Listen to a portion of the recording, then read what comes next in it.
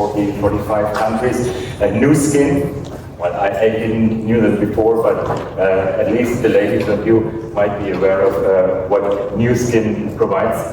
Terry Blackwell, welcome on stage, Terry. And well, let's see how it works in practice. So you are facing several country mandates and for your e-invoicing requirements and the statutory reporting. So the stage is yours. Happy to have you here.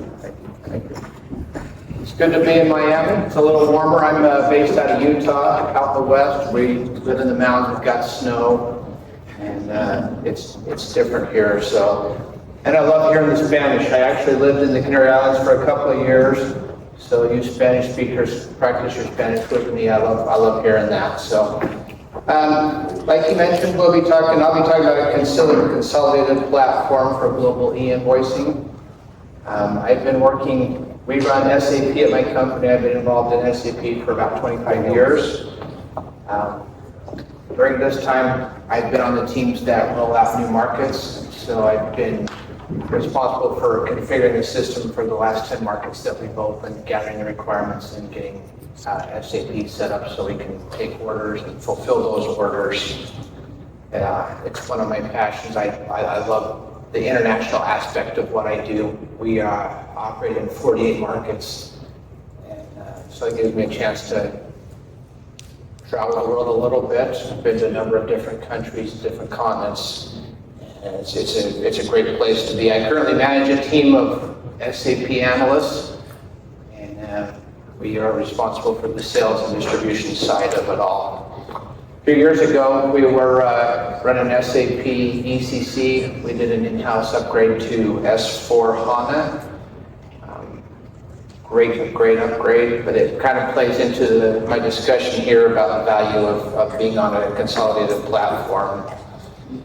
As of a few years ago, they gave me responsibility to work on electronic invoices. As we've seen, they started with this market and that market. And before long, it's kind of just exploded. And I love the challenge. My job's not the same every day. I go in and it's a different challenge regularly. And that's one of my favorite things to do. So just to give you a little bit of what I'll be talking about today. Let's see here. So, like you said, I work for NuSkin Enterprises. We've been in business for a little over 40 years. Our mission is to be a force for good throughout the world. And we actually have a charitable arm that we work with Malawi to feed hungry children. And our vision is to become the world's leading business opportunity platform. We are based out of Provo, Utah. We were founded in 1984. We're in the shadows of Brigham Young University. And if you're following March Madness like I am, we're in the Sweet 16. We got to get that important part out. Good play this week. We're publicly traded, 48 markets. We currently have 11 of those markets require electronic invoices. And if you look at the schedule, last I checked, there are 7 more within the next couple of years. And that also plays a key into what we'll go over because it's always changing. We may have a market today that doesn't require it, and 2 weeks from now it will require it. The model of the company when it got started was all of the good, none of the bad. We had a lady that lived in Provo. She moved from California, was at Brigham Young at school, and she was looking into cosmetics and discovered that there were all these fillers and stuff that girls know probably better than I do. I'm not the product guy, but she started talking to her brother, and those two put the company together, got it going years ago. And the motto back then was all of the good, none of the bad. So I want to talk a little bit about the history of where we've come from.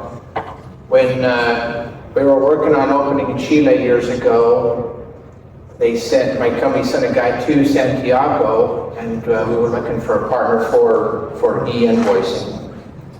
And he'd been given a name of a company. He went and met with them, and they promised everything. You know how the salespeople are, they'll sell you gold-plated socks if that's what you're looking for. He signed the contract, turned it over to me, and it was very, very different from what they had promised him. And come to find out, they were basically a pack, and didn't offer anything other than we could call their system. They gave us no information, they gave us no documents, they just said, will you call us? This was our first experience with electronic invoices, and we were kind of lost. We have an IT house, shop in-house, and none of the programmers had done that, and we were just kind of adrift. I don't think we fully understood what a PAC was. We didn't have any experience with electronic invoices. His Spanish may have been not as good as mine, just kidding. I work with a lady from Mexico, I tell her all the time I can help her with her Spanish, it's the running joke. Anyway, so that was our first exposure to it, and then a little bit later we were in Mexico, we were live in electronic invoices, and we had to do a major upgrade.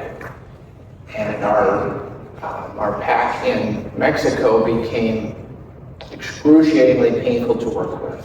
We'd send emails, we'd have calls, set up meetings, and it would take days or weeks to get responses.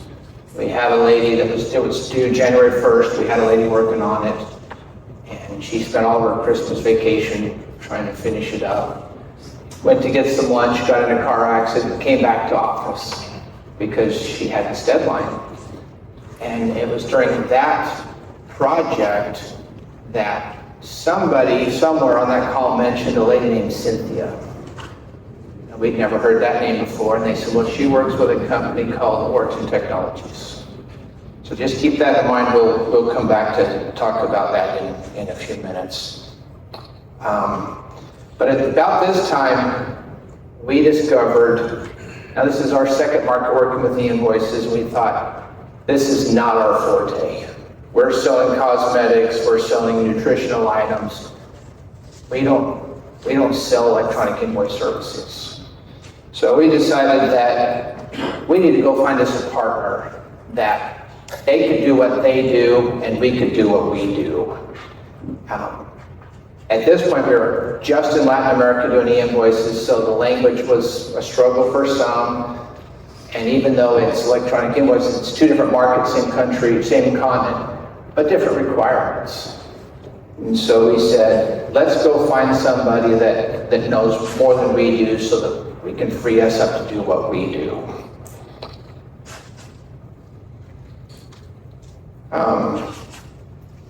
There are countless challenges we face with handling e-invoicing and the reporting.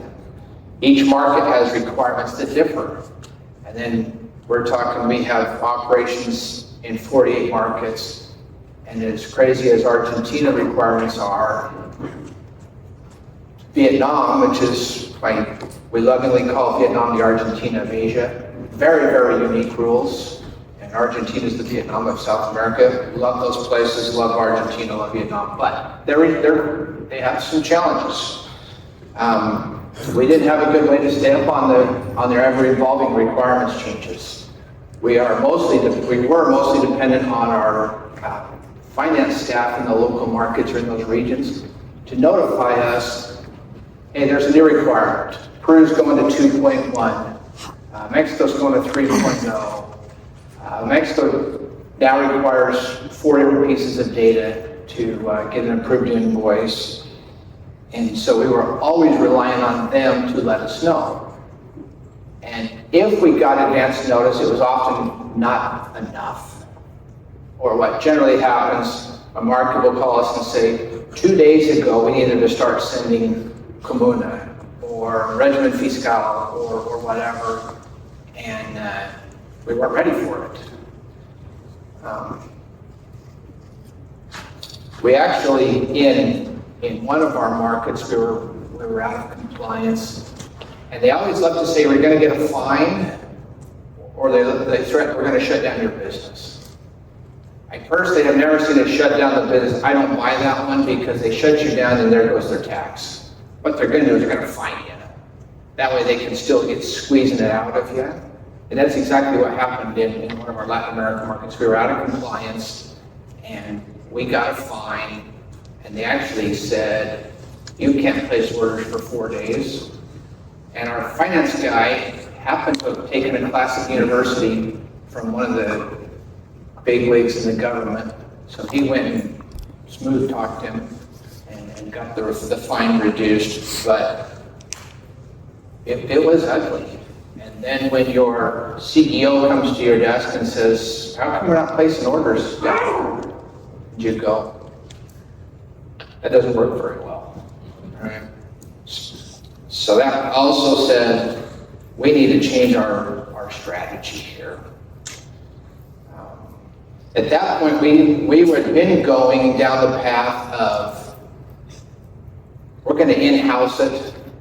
We have a Chile solution that looks this way. We have an Argentina that looks this way. We've got a Colombia that looks this way. And we have a team that supports all of this. And it's different. It operates different. It looks different. It feels different. And in the SAP world, it's always access related. So we're forever trying to stay up on access. And it wasn't working for us. So we made the decision, we're going to combine onto one platform. And for us, it's SAP's DRC. And it's been great for us. We are underway of moving over these other systems, other markets to that same platform. And there's a program that we can run, and it's, anyway, eDoc background, we set up batch jobs where it's all automated, where you build the order, it triggers it off to the government, comes back, we get the PDF invoice receipt, that's sent out via email, it checks the status, and all of that is automated, and it's greatly reduced the amount of human hours that are spent working on electronic invoices.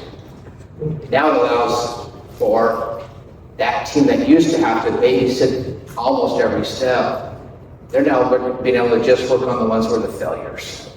And you take the XML, the JSON, you shoot it off to the government, they validate all this stuff, and then we get back whether it was approved or not. And if it fails, now we have this team that focuses on the failures rather than the process. Another benefit we had, like I mentioned, we were on ECC, and when we moved to S4, all of these homebrew systems took a whole lot more work for the upgrade. They worked great on ECC, but we had to spend a fair bit of time and effort, our programmers did, to get them to function on S4. But the markets where we were in standard DRC, they just worked. So that saved us a whole bunch of time. We could focus on our one-offs rather than the ones that were streamlined. And then one other thing that matters is our basis team that runs SAP, they don't love all of our homebrew systems. And they're happy to tell you they don't love it. We had a lady on our basis team that was kind of the expert of our e-invoicing area, and she left the company. And now I go to her boss, and her boss gets grumpy with me every time because I don't have this document that says, here's how it works. And, oh, we're making this connection over here, here's how this works. So the one-off systems that have gotten us in trouble, they kind of live on. Fortunately, we're making progress there. But the one-offs have not been a good way to go for us. I should have said they started that way because when you go to your CIO and you say, I need X $1,000 to put a market on standard DRC, their eyes kind of glaze over. Well, is that going to drive revenue? No. Then we don't really want to talk to you. But then you come back and say, but let me show you what it does do. And then they start talking. And you say, well, remember that fine we got in Latin America? Yeah, we're going to avoid that in other markets. But Basis is happier with you when you're on one platform. I kind of mentioned our different in-house solutions. I guess on my side, whatever one for you, this e-document cockpit, you can see we have Vietnam, Colombia, that list of markets. That's standard DRC. That's what you want it to look like. You want every single market down that line, and that's our goal. That's what we're working towards. We have a great partner, which we'll talk about. But then there in the middle, there's Chile, and we work with NuBox in Chile. That's the pack down there. I guess one thing I should have mentioned, you'll hear, it's a lot of terms. You'll hear pack, you'll hear OSC, you'll hear service provider. They're all the same. I mean, they mean the same, but we didn't know it at the time when we went to Peru. They started talking about an OSE, and we went, what's an OSE? But now we know. But anyway, those are just some of the views of how different our systems look. We've had to create training manuals for all of those. And like I said, working with Access when there's continual turnover, it's painful. And none of these, the Chile and the other one, there aren't a whole lot of automated jobs set up behind the scenes. We had to build all of that from scratch. So I bring that up to say, don't do what we did. Get into a platform. For us, it's SAP DRC, but there's lots of companies out there, and look to standardize as much as you can from the front. The other thing that I should mention too is when we opened Peru, we were required to do electronic invoicing from the start. I'd never opened a market and done e-invoicing from the get-go, so that added a new wrinkle to it. Best thing you could do, because when you submit a file to the government, they're going to tell you these are the pieces of data that are required. And so we were able to work backward. It's a little counterintuitive because most places it's, can I create an account, can I create an order? And you work towards it and like, oh, the invoice, that's at the end, so we'll worry about that further down the line.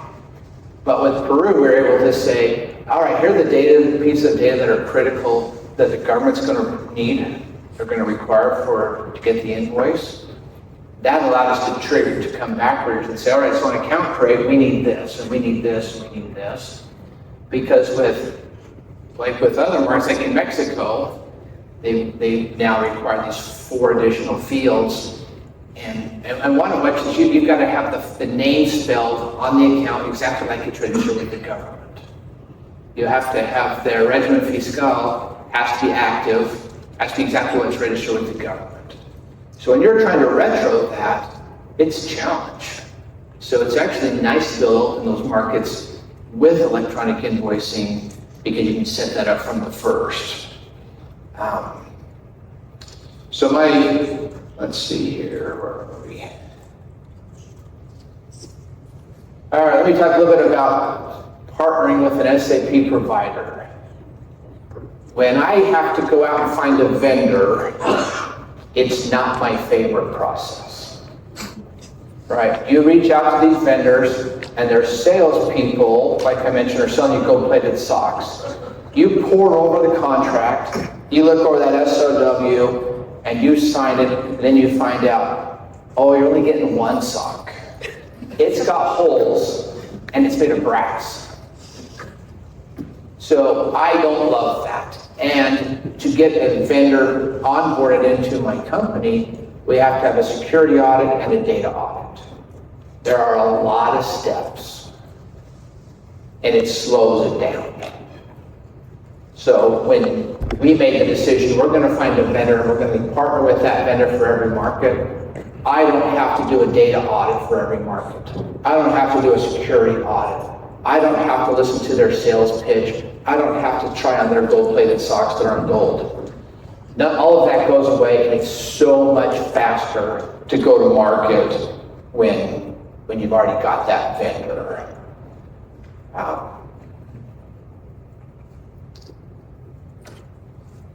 The other thing that's beautiful about it, with the vendor, the partner that we are with, I don't have to sit down every time with a different vendor and explain how we function. Okay, we have sales kits or sales bombs. They're priced at the header, and you have line items that are free.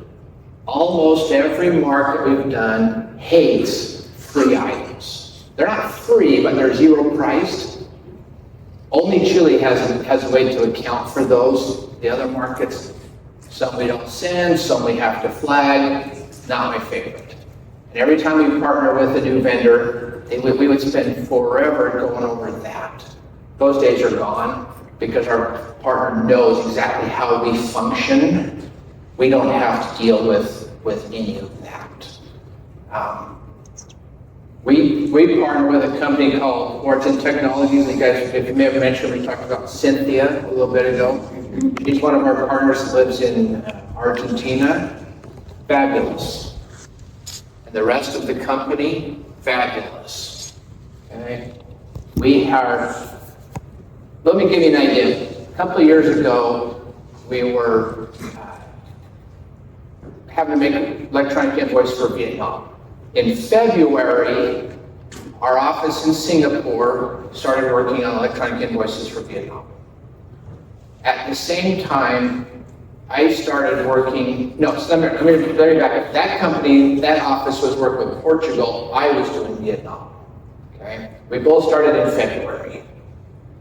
That's a little not fair in comparison because I've done markets before they hadn't. But they found a company, they got the SOW, they started into it, working on Portugal. Well, I reached out to Origen, who I had done other markets with. Same time, we got that SOW in March. It was signed late March, and we went live in Vietnam on July 1st. Okay? And if you do business in Vietnam, you'll know, not simple. Language issue. My Vietnamese is terrible. Okay? But we reached out to Origen. They hadn't done Vietnam before. But they knew my business, they knew me, they knew how we worked, they knew NuSkin. And 12 weeks later, we go live. The smoothest go live I've ever been a part of. Okay? Generally you go live and then you find out, oh, we missed this, oh, they said it was this, but it really was that. We had none of that. The first 2 weeks, we had one failure. That was data on the account. Okay? The team in Singapore, working on Portugal, that started about the same time I did, struggled. They had gone with a different vendor, different solution, different everything. Well, in November, they gave that project to me. Keep in mind, I've been live in Vietnam for months by now. In fact, I'd forgotten about it and moved on. Well, November, the boss calls me and says, this project's now months past due, it's yours. It took a long time even then, and we went live with Portugal, different company, different platform, different approach, July 1st of the next year. It took exactly 1 year longer to go with a partner that we had never partnered with, who didn't know us, and with a team that didn't know electronic invoicing. Okay? So I'd say, get a strategic partner, partner with them, their life will be so much better. And if you happen to call Origen, ask for the Terry discount. You might be grateful that you got one. That is what I had. This is my email. Feel free to reach out to me if there's specifics that you would like to go over that I didn't address. I live e-invoices. I don't know if that's good or a bad thing. But I love the challenge of it. And we've got 7 more markets. We're going to drive Cynthia nuts as we do 7 more markets. And one thing I skipped over to, we have a contract with Origen that we lovingly call Safe Harbor. It allows us to pick up the phone and call them. This is going on, what's happening here. They help monitor upcoming changes to the markets that we're in. And as part of the contract, we're moving the rest of Latin America that we homebrewed. We're moving it to standard DRC with SAP. So we will have every market in the standard DRC. That's part of our safe harbor contract. I couldn't recommend that more. Because like I say, I'm at the mercy of the markets calling me saying, we need to make this change. We need to make that change. Oh, and Poland's going live. Oh, Romania needs B2C now. But with our safe harbor contract, we're ahead of the game rather than behind it. Thank you very much, Terry. E-invoices definitely is a good thing, and reading e-invoices as well, so I do the same. Yes. Unless there's something other, not only e-invoices. That's right. Indirect tax reporting, for example. Any questions or comments? Those lights are hard to see. Yeah, you have to see. It's blinded by the lights. Yeah, this is the microphone. First row. No, wait. Hi, thank you. Could you just expand a bit more on that safe harbor contract? What do you mean by that exactly? Safe harbor allows us to leverage the expertise of Origen. They have partners they've worked in lots of markets. So they monitor Peru's moving to UBL 2.1 in October. So they reach out and say, hey, we need to get started on this in this upgrade. Or Mexico that's going to require these 4 pieces of data. We get notice of that. And sometimes they make the changes and sometimes we do. But it gets us ahead of those changes rather than behind them. So, is that part of the package? Yes. Okay. Yeah. Yeah, great question. Okay, any more questions? So the coffee break is waiting already, so no more questions. Terry, thank you very much again. Thank you, everybody. And for us now, 30-minute break. Enjoy coffee, tea, and some food items.